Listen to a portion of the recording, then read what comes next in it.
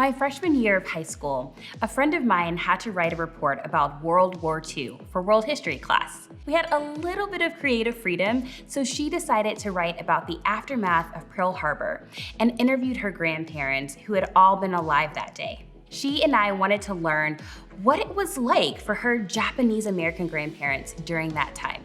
As you may have learned in school, on December 7th, 1941, the Japanese Navy attacked the US naval base at Pearl Harbor in Oahu, Hawaii, which caused the US to declare war on Japan and join the Second World War. Out of fear of espionage, the US government rounded up Japanese Americans and forced them to what we call internment camps. Between 1942 and 1945, around 120,000 Japanese Americans who called the United States home were held at these camps. But this isn't just something that I know about from history books. My friend shared about how this personally impacted her grandparents who were sent to internment camps. So it's personal to me because she's my friend, and one of her grandparents went to those camps and lost everything. Her grandma was detained in one of those camps, and instead of being able to start college, she never got the opportunity to go after the war, which affected her for the rest of her life. And her dad's parents? They met in the internment camps and got married, and they were released, which sounds like a happy ending, right? Except they lost everything before the war, including their property and their businesses. Though they made the best of it, the hurt and injustice and trauma that they experienced continued to shape them for the rest of their lives.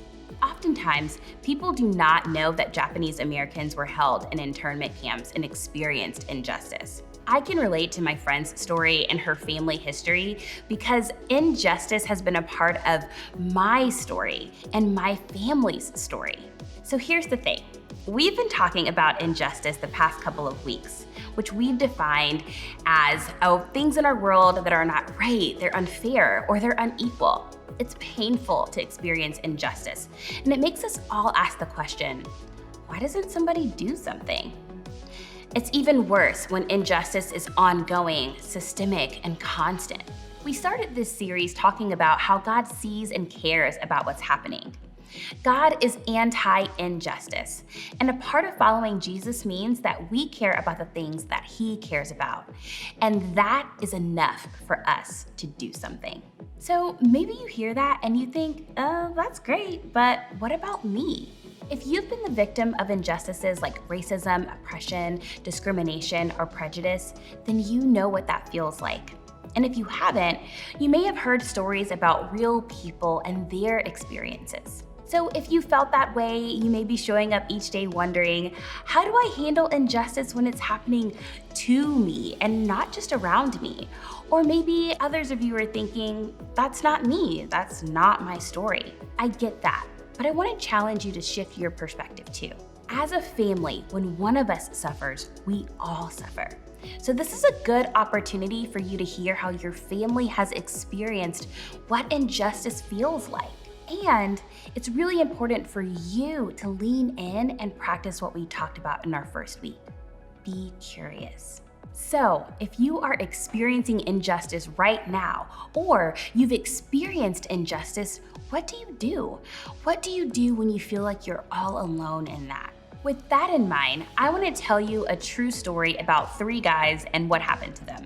There was a Babylonian king named Nebuchadnezzar who was very powerful, and he conquered and captured Israel. And one day, he built a giant golden statue that stood 90 feet tall and ordered everyone to bow down and worship the statue whenever they heard certain music playing. If they chose not to do as he ordered, then they would be thrown into a blazing fire. The Bible tells us that there were 3 Jewish men named Shadrach, Meshach, and Abednego, who were worshipers of God and refused to bow down to the statue. You could probably guess that the king wasn't thrilled by the news, and so he ordered Shadrach, Meshach, and Abednego to be brought to him. He gave them one more chance to bow down and worship the statue when the music was played, or they would be thrown into the fire. But these 3 men stood their ground. They believed that God could rescue them. And even if He didn't, they were devoted to God and did not fear death. What an incredible example of courage and faith. So of course, the king is enraged and orders the fire to burn 7 times hotter than usual. Shadrach, Meshach, and Abednego are tied up and thrown into the fire. The furnace was so hot that the soldiers who threw them into the fire died simply because they came near the flames. Now look, I get none of us have been thrown into literal fires recently, but I think we can agree that this feels unfair. And many of us do know what it feels like to be treated unfairly, to be discriminated against for our skin color, to be treated like we're less than because of our family's socioeconomic status, to be held back because of our gender, or considered less important because of something we have absolutely no control over. And if you've experienced this, you know it can be scary and frustrating and sad. And so while in the furnace, I'm sure they felt all of those things. Now, let's continue with the story. I want you to see what happens next after they were in the fire. Then King Nebuchadnezzar leaped to his feet in amazement and asked his advisors, "Weren't there 3 men that we tied up and threw into the fire?" They replied, "Certainly, Your Majesty." He said, "Look, I see 4 men walking around in the fire, unbound and unharmed, and the 4th looks like a son of the gods." And Nebuchadnezzar then approached the opening of the blazing furnace and shouted, "Shadrach, Meshach, and Abednego, servants of the Most High God, come out, come here." So Shadrach, Meshach, and Abednego came out of the fire, and the satraps and prefects and governors and royal advisors crowded around them. They saw that the fire had not harmed their bodies, nor was a hair of their heads singed. Their robes were not scorched, and there was no smell of fire on them. Now, there are many Bible scholars and researchers who have opinions about this story and who the 4th man was in the fire. Was it God? Was it Jesus? Was it an angel? Or was it someone else? I don't know the answer, but one thing is clear. In a moment of extreme injustice, they were not alone. God did not abandon them or leave them to suffer on their own. In the same way, you are never alone when you face injustice. Let that sink in. When you experience injustice, you do not have to face it alone. God cared about Shadrach, Meshach, and Abednego and made sure that they were not alone in their suffering or their injustice. Did things change eventually? Yes. Did the laws change as a result of the injustice? Yes. But don't miss what happened even while they were suffering. God cared for them.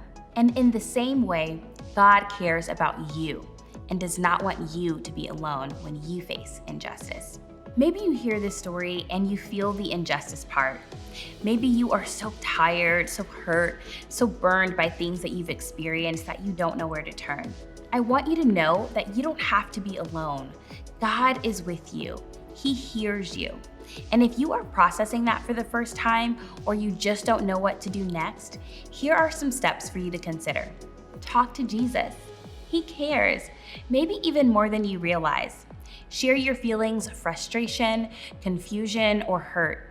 Remind yourself over and over that you are not alone.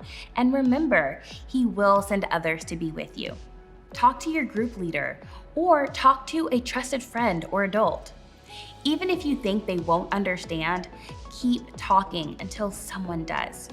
Consider talking to your family about getting help from a professional counselor or a mentor who can help you process the injustice you've experienced in a healthy way and begin to heal. Keep moving. The guys in the fire did not give up.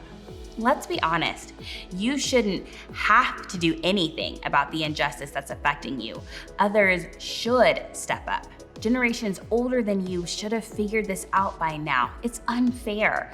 All of that is true, but at the same time, doing nothing isn't always helpful. So you keep moving. Some of you, however, may have heard that story and thought, I haven't really experienced injustice. Does that mean I'm like the evil king who caused the injustice? Maybe, or maybe not. Or perhaps it makes you like the people in the crowd who stood and watched while all this was happening. We all participate in injustice in some way, often by allowing it to happen while we watch. Maybe you didn't throw somebody in a fire, or maybe you laugh along when you hear a racist joke. Watch people get bullied and you don't say anything, or listen to music that's degrading to women, or shop from stores that use child laborers to create their products. If that's you, I want you to know that you can talk to God about that too. In Psalm 139, the writer opens up and asks God the most beautiful question. See if there is any offensive way in me. Start there. Ask God to help you see ways that you've participated in injustice. This is so important because the truth is, some of the people you care about the most, your friends from school or from small group, have been on the receiving end of injustice. And maybe for the first time, you see it differently and you care differently because of how it affects them. Let it become personal to you. When injustice happens, it is painful, but you don't have to do something alone. Not only is God with you, but so are the people in your small group.